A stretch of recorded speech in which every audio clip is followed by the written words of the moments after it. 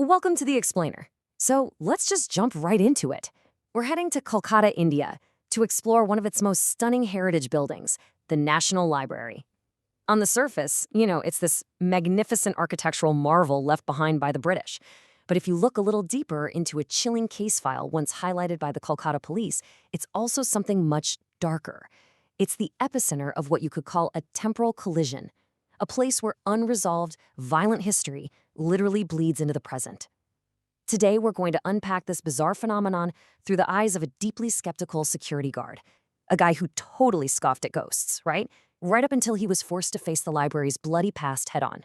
Picture this, you're completely alone. It's pitch black. Your only lifeline to the outside world is this crackling, static-filled radio. And then, suddenly, the static just stops. A disembodied voice whispers a single phrase through the speaker. Aaj mera din hai. Today is my day. Literal chills, right?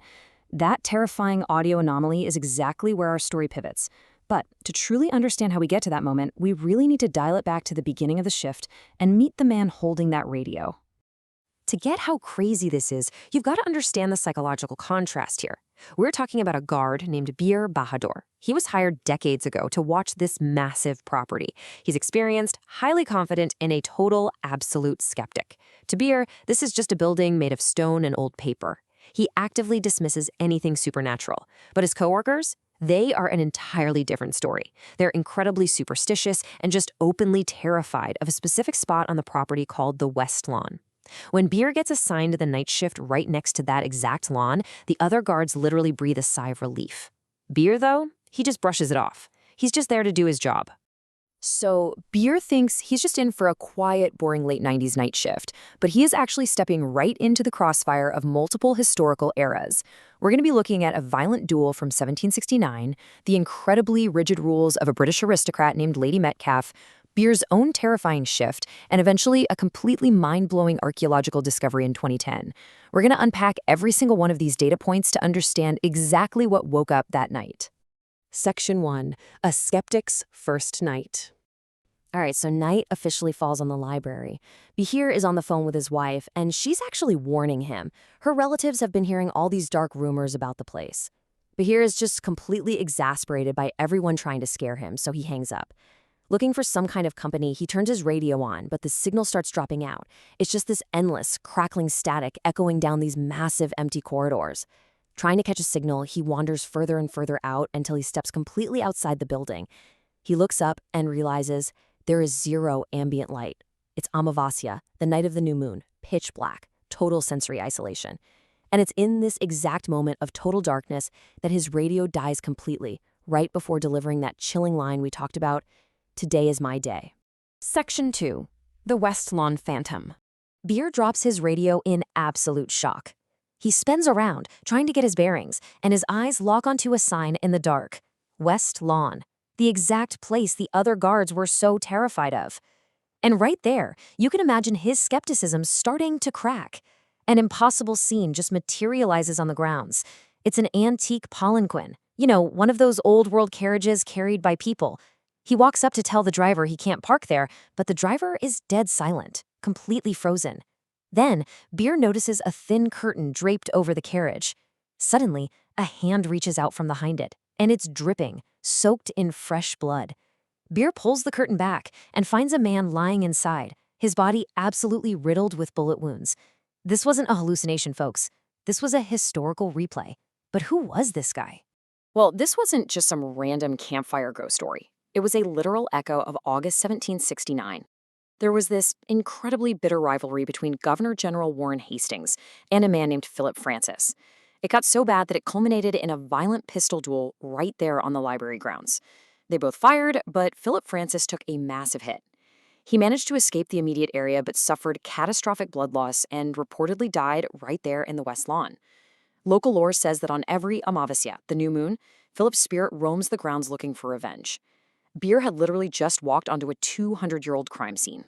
Section 3. Terror in the Library. Okay, so his rational mind is completely shattered at this point. Bashir sprints back inside the brightly lit library, his heart pounding, basically just planning to hide until the sun comes up. But as he's standing in this supposedly safe corridor, he hears crying.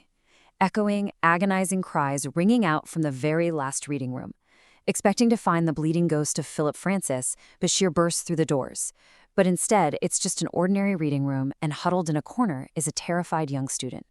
The kid explains he was studying super late, and in a rush to pack up, he haphazardly left his books scattered all over the desk. Out of nowhere, a horrifying, half-dead woman appeared right behind him. And she wasn't just some see-through apparition floating by. Letting out this low, inhuman growl, she actively started organizing his messy books. The student was so paralyzed, he just dove under the table. He told Bashir that every time he looked up, the undead woman would peer over the edge of the desk and just smile at him, like she was deciding exactly when to end his life. Section 4. The Fastidious Ghost. Obviously, Beer safely escorts the traumatized kid out of the building, but now his entire worldview is completely upended. He needs answers. So he marches over to another wing, finds his senior guard, and demands to know the real history behind the bleeding man outside and this growling woman inside. The senior guard explains the Philip Francis duel, which we know, but then he introduces a completely different historical entity, Lady Metcalfe. She was the wife of Lord Metcalfe, a former Governor-General of India, and they used to actually live in this building. Now, Lady Metcalfe was infamous for being obsessively fastidious. She demanded absolute perfect cleanliness, and apparently, her spirit never moved out. She fiercely guards the library's reading rooms. If anyone, student, staff, whoever, leaves a mess, she manifests to violently enforce her rules. Suddenly for Beer, all the terrifying pieces clicked into place. Section 5. The Sealed Mystery Room. Now, you might be sitting there thinking, okay, come on, these are just spooky anecdotes from some tired security guards. But let's fast forward a bit. Let's move from personal accounts to hard, undeniable physical evidence that surfaced over a decade later. In 2010, the Archaeological Survey of India, the ASI, was brought in to renovate the library. Standard procedure for a heritage site, right? The engineering team used ground-penetrating radar to scan the foundations, but what that scan revealed completely halted the entire project. They found an impossible structure, hidden right in plain sight. The radar detected a completely hidden space measuring exactly 1,000 square feet. That is a massive enclosure, right there on the ground floor. But here's the detail that absolutely baffles historians and architects to this day. This 1,000 square foot room had 0 doors, 0 windows, 0 trapdoors, nothing. It was completely hermetically sealed from all sides. If they hadn't brought in modern radar tech, literally no one would have ever known it was there. So, let's just take a step back and summarize the sheer weight of what we've uncovered today. The terrifying accounts from guards like Bir Bahadur, they weren't just made-up campfire tales. They were taken seriously enough to be documented by the Kolkata police and reported on by massive outlets like the Times of India. And then we have this massive, sealed room. To this very day, it remains entirely untouched. It just begs a genuinely terrifying question. In a building with such a violent, layered history, duels to the death, obsessive aristocratic spirits, was this huge, unenterable room just an architectural oopsie? Or was it intentionally built by the British to permanently trap something far worse than Philip Francis or Lady Metcalfe? Which brings us to our final takeaway for this explainer. History really isn't just dates and facts in a dusty textbook. It's the residual energy left behind in the very spaces we still walk through today. The National Library of Kolkata stands as this beautiful monument, sure, but fundamentally it's a house built right on top of unresolved violence and rigid obsessions. So I want to leave you with this thought. The next time you visit a quiet, beautiful historical site to admire the architecture, take a really close look at the empty chairs, the quiet lawns, and those solid, sealed walls. Are you absolutely sure you're the only one waiting there? Thanks for hanging out with me for this explainer.